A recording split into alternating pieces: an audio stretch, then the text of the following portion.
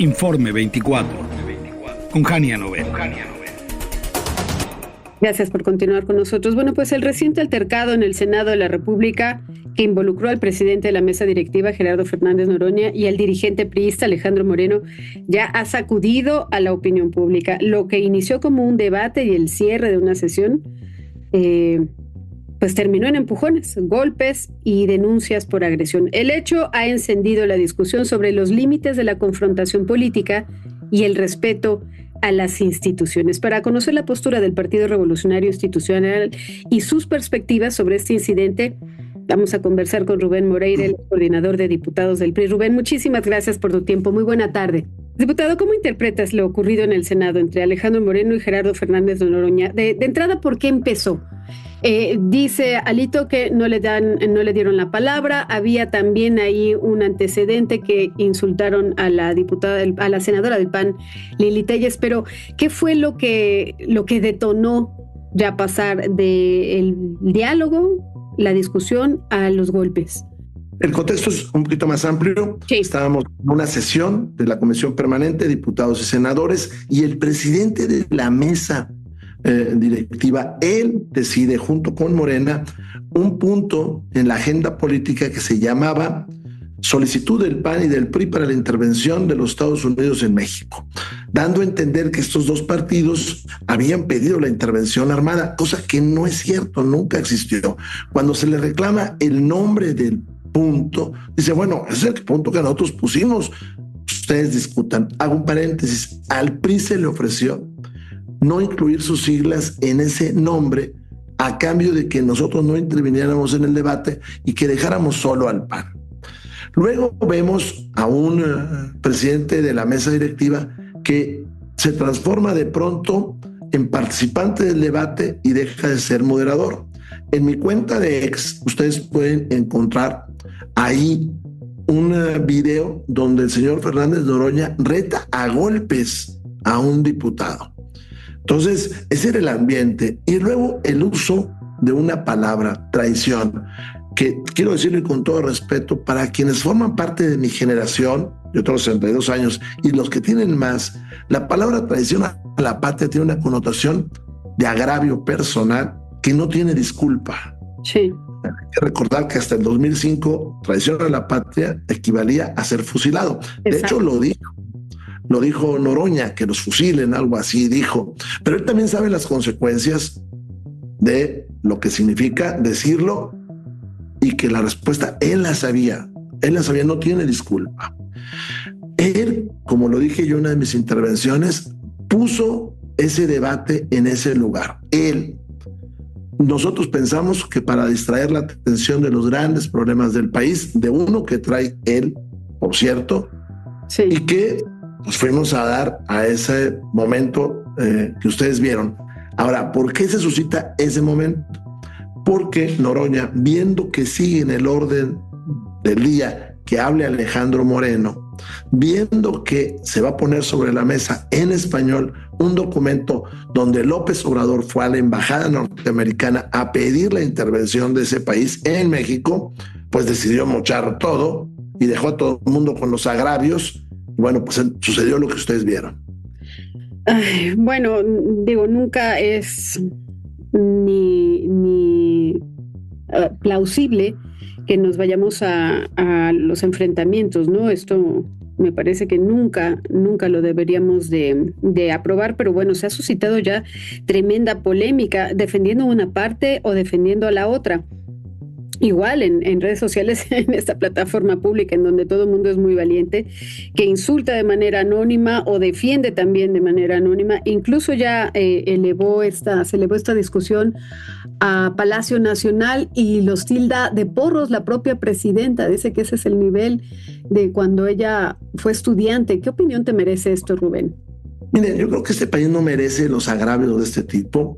También yo le puedo decir que generar enemigos es una estrategia de los gobiernos polarizantes, que no pudimos discutir el gusano barrenador, que no hay crecimiento en el país, que eran falsas las cifras del señor secretario de Economía, que era falso que había bajado la pobreza, que son falsas las cifras de seguridad. Todo eso lo queríamos discutir.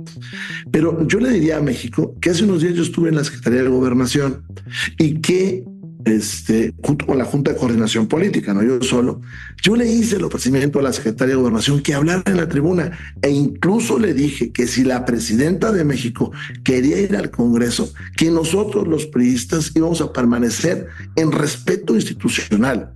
O sea, no nos pueden decir eso cuando un día antes yo me reuní con un personaje importante de Morena a tratar la posibilidad de sacar una ley en contra de la extorsión, que sea pues de todas las fuerzas políticas, una buena ley para evitar ese flagelo.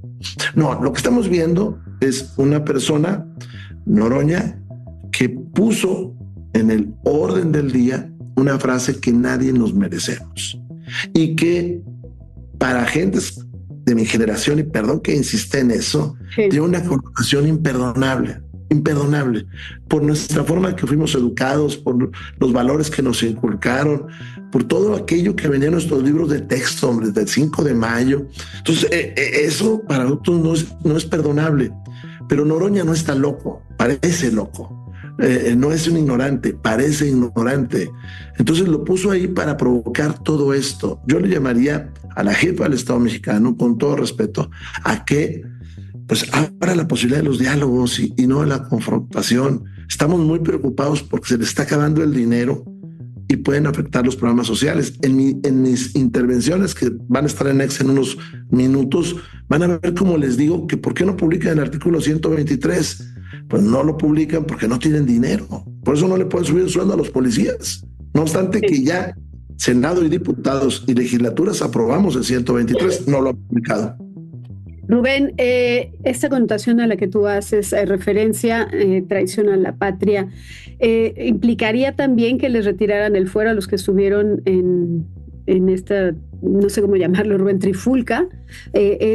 ¿Merece esa sanción o ni siquiera se eleva a ese retiro del cargo?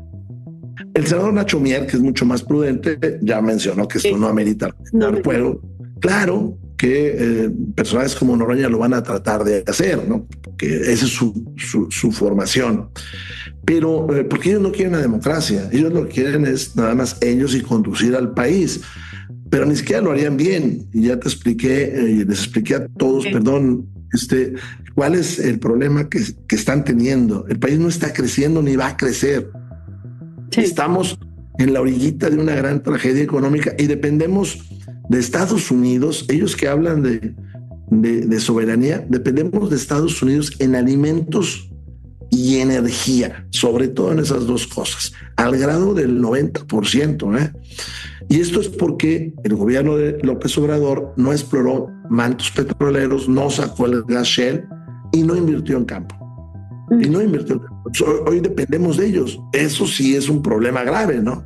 Sí, entonces quiero entender, Rubén, que esto fue una provocación para llegar a lo que vimos, en lugar de hablar de los temas reales que les está preocupando al partido del régimen, que es las posibles declaraciones que haga el Mayo Zambada, en donde ya dijo que estaban implicados narcopolíticos, que me parece muy serio en cuanto vayan saliendo los nombres, si es que salen, el desabasto de medicamentos, la delincuencia que está imparable, la violencia, evidentemente, la posible revisión del TEMEC, en fin. Y esto que se ha negado a discutir, la relación que podría tener Adán Augusto López con la barredora. A esto los orillaron para no hablar de los verdaderos problemas que tiene México. Y bueno, parece cosa menor, pero el escándalo que ha salido recientemente también con la casa de Fernández Noroña en Tepoztlán, ¿no? La de 12 millones de pesos. A esto los orilló para distraer del tema real de los padecimientos que tiene hoy el país. A mí me han dicho que mucha gente me lo ha dicho, es que querían distraer el tema de Noroña y su casa, que vale mucho más de 12 millones de pesos. Pero yo, que tengo un poquito de tiempo en esto, creo que es mucho más profundo. Es la construcción de una narrativa polarizante, de mestizos contra pueblos originarios, sur contra norte, ricos entrecomillado contra pobres entrecomillado, unos contra otros, derecha contra izquierda, porque eso favorece este tipo de Estado que se está construyendo. Cuando tú dices, se acabaron el poder judicial corrupto, oye, allá había mucha gente honesta, muchísima. Se acabó el nepotismo en el poder judicial y la reelección. Discúlpame, la Constitución que votaron ellos dice que en el poder judicial sí puede haber familiares y sí te puedes reelegir, pero le apuestan a engañar a la gente, a engañar. Y yo creo que eso es lo que ellos están buscando. Y este país, la verdad, Jania, no se lo merece, porque además no es la solución. Estas historias de confrontar, pues ya las vimos. Traen referencias históricas del pasado para tratar de, como le hacía ellos, y ayer yo lo vi en el Senado. Mira, saca una referencia a Melchor Ocampo, que tuvo muchas cosas buenas, diciendo pues que Melchor Ocampo rechazaba a los traidores a la patria. Y yo le dije, oiga, ¿sí sabe usted que Melchor Ocampo firmó el tratado MacLean-Ocampo que se dio una parte de México a los Estados Unidos? Bueno, pues se pusieron como locos, porque eso sucede no por ignorantes, sino porque las dictaduras tratan siempre de hacer eso, desenterrar los dioses, desenterrar los héroes para decir que ellos lo son. Vuelvo con el diputado, el coordinador de diputados precisamente de los priistas, Rubén Moreira, priista de Hueso Colorado. Pausa y volvemos.